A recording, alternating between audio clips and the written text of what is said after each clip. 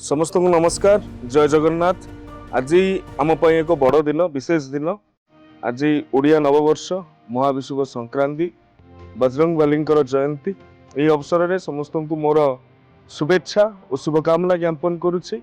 ता सहित समस्त को अनुरोध रखी, आज ओडिया नववर्ष, आम नववर्ष, आम नुआ वर्ष।